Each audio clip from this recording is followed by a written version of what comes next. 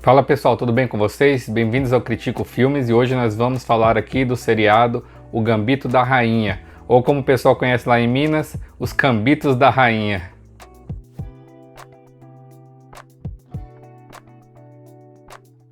Soa como brincadeira, né? Mas a origem da palavra gambito vem da palavra gambeto, que significa pernas finas, ou também significa rasteira, ou pode significar também esse movimento, essa jogada específica aí do xadrez.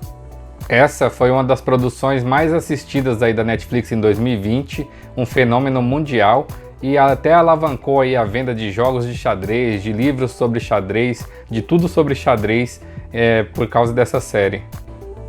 Antes de falar da série em si, vamos falar aqui esse título, o Gambito da Rainha. Do que se trata? O que significa afinal o Gambito da Rainha?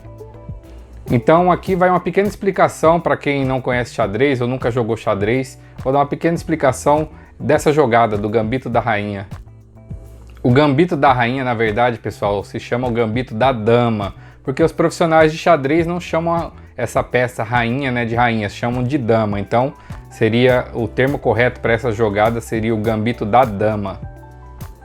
Essa jogada consiste numa abertura, né, do jogo de xadrez, onde as peças brancas, né, que são aí pela regra, as peças brancas sempre começam o jogo de xadrez, então ela sacrifica um peão, né, um peão das peças brancas, aí o peão que vai à frente ali do bispo que está ao lado da rainha, né, então o peão do bispo da rainha é sacrificado em prol de uma mobilidade maior no jogo, de controlar mais o centro do tabuleiro.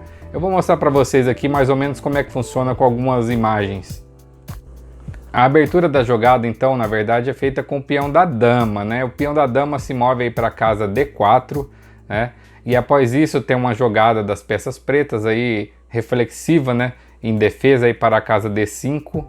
E depois disso se move o peão do bispo da rainha, né? Das peças brancas para a casa C4. Aí a gente tem duas opções, né? No xadrez, gente, os enxadristas aí profissionais, né, eles sabem o que está acontecendo, né? Então, quando já se abre dessa forma, né, o enxadrista e oponente das peças pretas, ele tem a opção de aceitar, né, esse gambito da rainha, que é fazer o quê? Ele derrubar o peão branco da casa do bispo aí, o peão do bispo branco. Ele tem essa opção de aceitar o gambito ou de recusar.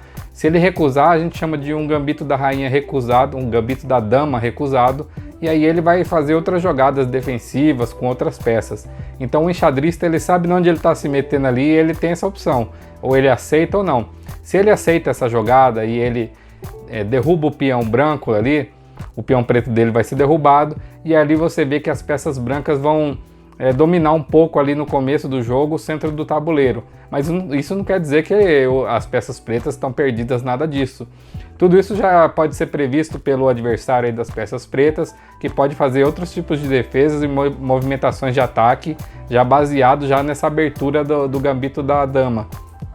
Pode ter ficado um pouquinho difícil de entender aí, né, as movimentações das peças. Para quem não conhece o jogo de xadrez, como as peças se movimentam, né? Algumas se movimentam em algumas direções e outras em direções diferentes. Algumas são na diagonais, outras em linha reta. O cavalo se movimenta em L. Então tem todas essas nuances aí. Para quem não conhece, não se preocupe que não precisa disso aí para entender a série. A série é bem didática, você não precisa saber jogar xadrez para entender. Mas quem sabe jogar e entende alguma coisinha de xadrez, fica bem mais interessante a série. Isso eu posso dizer, porque eu sei jogar, apesar de não jogar há muitos anos. Mas a série fica bem mais interessante quando você entende alguma coisinha, pelo menos como se movimentam as peças no tabuleiro, né? E também quais são as peças principais ali, qual é o objetivo, né? O objetivo do jogo de xadrez é dar o checkmate, né? Que é derrubar o rei do adversário, né? Então, na série mesmo a gente vê que os enxadristas profissionais, eles praticamente nunca chegam a esse ponto de dar o checkmate, né? Ali já se reconhece uma derrota, quando já se vê acuado ali, o enxadrista já reconhece uma derrota, então a gente raramente vê profissionais aí dando checkmate, vamos dizer assim. E a série tem esse nome porque a protagonista Elizabeth Harmon aí, ela utiliza essa abertura lá na jogada final da série, no último episódio, né, no confronto final, vamos dizer assim. Ela utiliza essa abertura aí que é o Gambito da Dama, né? Então ficou o nome da série o Gambito da Rainha. Mas ela deve utilizar também ao longo da série em outras partidas, eu não cheguei a reparar. Mas ela deve utilizar também essa... existem várias aberturas aí da partida, tem livros sobre isso. Ela deve utilizar essas e várias outras variações aí durante a trajetória dela. Mas lá na partida final ela utiliza essa abertura de jogo. Como eu disse antes, pessoal, você não precisa saber jogar xadrez para acompanhar a série, né? A série é bem fácil de ser acompanhada aí, tem o drama pessoal e tem a carreira dela aí como enxadrista.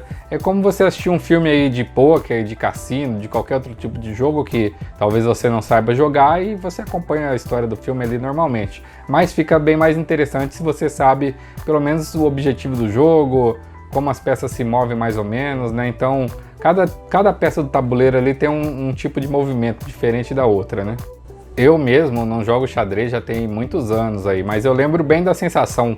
É um jogo assim, intuitivo, mas é um jogo de muito estudo também. Tem muitos livros publicados por grandes enxadristas aí com vários movimentos assim que são longuíssimos, né, que demoram para ser feitos, com muitas jogadas até se chegar no objetivo. E esses movimentos eles acabam levando alguns nomes aí, né? Eu quando aprendi aí, quando era iniciante no jogo de xadrez, o primeiro movimento aí que você conhece aí para derrotar um adversário que também é iniciante, claro, né, que o adversário mais profissional não cai nessa. Mas o primeiro movimento que você aprende, uma jogadinha ensaiada, vamos dizer assim, é o cheque pastor. Ele é bem facinho de fazer e para você brincar com quem não conhece muito, você consegue dar um cheque bem rápido ali. Nesse caso, um checkmate, né, que é quando acaba o jogo. A distância de cheque para checkmate é que cheque é quando você coloca o rei adversário em perigo, você fala cheque, que ele está para ser derrotado. E o checkmate é quando você realmente derrota, né, o oponente, derrubando o rei, que ele está sem escapatória. Pessoal, eu lembro de outra época aí, quando o xadrez também teve um boom assim, né, de popularidade, foi lá nos anos 90, para quem é mais velhinho como eu, pode até se lembrar dessa época um pouco, e quem dominava o xadrez naquela época era o russo Kasparov. Na verdade, a repercussão ali naquela época foi tão grande que foi aí que eu aprendi a jogar xadrez, né? Foi nessa época que muita gente aprendeu a jogar xadrez. Então, lá nos anos 90, né, com o surgimento aí da informática aí, a popularização, né, uma revolução digital, né? A IBM fabricou um computador chamado Deep Blue. Esse computador, o objetivo dele era jogar um jogo de xadrez contra o Kasparov. Então o Deep Blue, em 1996, jogou algumas partidas contra o Kasparov e quem venceu foi o Kasparov. Ele venceu 3 partidas e empataram 2 partidas. Então ele venceu a máquina lá em 1996. Como eu falei, né, ele venceu 3 partidas e empatou 2 com a máquina, né? Então no xadrez também tem empate. Tem várias formas de se empatar um jogo de xadrez. A mais comum e que é mostrada na série em algumas ocasiões é em comum acordo com o adversário. Então, às vezes vocês veem ali que tem um certo equilíbrio no tabuleiro, no jogo, e o trem não vai para frente ali. Algum dos adversários, algum dos jogadores, né, propõem um empate, né? E aí é comum acordo, né? Cabe do outro aceitar ou não. Na série a gente vê isso, tem um ponto lá que um adversário da Beth Harmon, ela propõe um empate e aí ela não aceita. Existem outras formas de se empatar o jogo também, né? Tem mais umas 5, 6 formas aí de se empatar o jogo, que é quando não tem peça suficiente no jogo, quando o seu rei está preso, não tem outra jogada para fazer, tem por movimentos repetitivos, tem diversas outras aí. Se vocês, quem tiver mais interessado, dê uma buscada aí sobre os empates nos jogos de xadrez, só dá uma buscada no Google aí que acha fácil vários artigos falando sobre isso. Voltando lá ao Kasparov, né, que na minha época aí foi o maior enxadrista aí, né, do mundo, era o número 1 do mundo, em 1997, então um ano depois dele ter derrotado lá o Deep Blue da IBM, né, surgiu uma revanche aí, né, uma nova versão aí do Deep Blue, né, foi encarar o Kasparov novamente. E dessa vez, pessoal, o Kasparov perdeu. Como foi essa competição, né? Tava bem acirrada. Cada um ganhou um jogo, né? O Kasparov ganhou um e o Deep Blue ganhou um. 3 jogos foram empates, né? Então tava 1-1, mais 3 jogos empates. E no 6º jogo, né, o jogo decisivo, a máquina ganhou do Kasparov. Então, na época aí foi uma repercussão gigantesca, né? A máquina vencendo o homem, né? Muitos debates aí sobre inteligência artificial, esse tipo de coisa. O Kasparov chegou depois a dar uma reclamadinha que a máquina tinha estudado todos os jogos disponíveis dele, né? E ele não tinha podido estudar os jogos da máquina. Os jogos, se vocês procurarem os jogos famosos, né, que já aconteceram aí na história, se vocês procurarem no Google aí, tem a descrição completa de todos os jogos aí, mostram todos os movimentos, né? Para quem tem interesse em se aprofundar mais, você vê todos os movimentos que foram feitos, então os livros também, né? Na época aqui do seriado, que era mais antigo, que não tinha internet, né? Então nos livros, né, os grandes enxadristas aí lançavam livros e tinha livros sobre as jogadas, como fulano venceu ciclano, qual foram todas as jogadas. Então hoje em dia na internet está muito mais fácil, você pode buscar aí, tem vários jogos aí que você pode ver famosos, como foi finalizado e o decorrer da partida inteira, cada movimento dá para ver. Aliás, essa saga aí do Kasparov contra o Deep Blue pode ser vista aí num documentário que foi lançado em 2003, chamado Game Over, Kasparov and the Machine. Então, esse documentário você consegue dar um Google e achar ele rapidinho na internet, dublado para assistir, quem tiver interesse. Tem ele gratuito aí na internet para ser assistido, dublado inclusive. Voltando aqui à série, né, ela é totalmente ficcional, né, ela é baseada num livro aí de mesmo nome, né, que foi lançado em 1983, do autor Walter Tevis. Na verdade, esse autor ele faleceu um ano após o lançamento desse livro, né, então lá nos anos 80, né, então ele nem chegou a ver esse sucesso aí da obra dele adaptada para Netflix. Inclusive, uma adaptação desse livro já chegou a ser alvo aí de interesse de outras pessoas para ser adaptado aí para as telas do cinema. Por exemplo, o caso mais famoso aí foi que em 2007, né, por volta de 2007, meados de 2008, o ator Heath Ledger, né, que foi nosso eterno Coringa, ele tinha interesse em dirigir para o cinema, né, essa adaptação, mas infelizmente, né, precocemente, o ator faleceu em 2008, então esse projeto aí ficou meio parado. Então a Netflix agora, né, que encampou o projeto e lançou como uma minissérie. Na minissérie, então, pessoal, nós temos a história de Elizabeth Harmon. Ela é interpretada pela atriz Anya Taylor-Joy e ela é uma personagem que é órfã, né, vive nesse orfanato e aprende ali a jogar xadrez ali no porão do orfanato com o zelador. E ali, já desde o começo, desde pequena ali, ela demonstra grande habilidade para o jogo, né, que surpreende até o zelador, que a encoraja a ir para frente, aí, fornece livros para ela.